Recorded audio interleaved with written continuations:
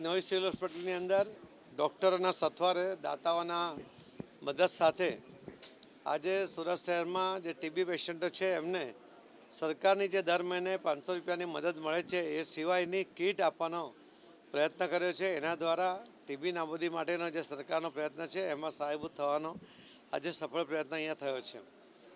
આ દેશમાંથી ટીબી નાબૂદી માટે આદરણીય પ્રધાનમંત્રી શ્રી નરેન્દ્ર મોદી સાહેબે કમર કસી છે અને મને વિશ્વાસ છે કે નરેન્દ્ર મોદી સાહેબના પ્રયત્નોને કારણે આખું તંત્ર જ્યારે જાગૃત થઈને કામ કરશે અને લોકભાગીદારી સાથે જ્યારે એમાં આગળ વધારશે તો ખૂબ ટૂંકા ગાળાની અંદર આ ટીબીમાંથી આપણે દેશને આપણે મુક્ત કરી શકીશું. ટીબી ક્યોરેબલ છે.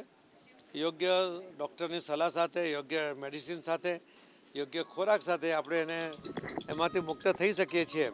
ત્યારે મારી સૌને વિનંતી છે કે જે પણ વ્યક્તિ આમાં મદદ થઈ શકતા હોય એમણે મદદ કરવી જોઈએ અને ડૉક્ટરોના આજના પ્રયત્નોને હું બિરદાવું છું. ખૂબ ખૂબ ધન્યવાદ.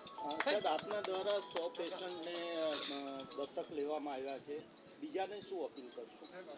નહીં, અમે સાથે સાથે એ પણ કહ્યું છે કે જે સુરતમાં 8,000 ટીબીના દર્દીઓ છે, આ તમામ દર્દીઓમાંથી જેમને વધારાની જરૂર છે એમને માટે પણ અમે અલગ અલગ જે અમારા મિત્રો છે એમને કહીને એના માટે પણ મદદ કરવાનો પ્રયત્ન કરીશું અને ખૂબ ઝડપમાં એ દિશામાં આગળ વધીશું.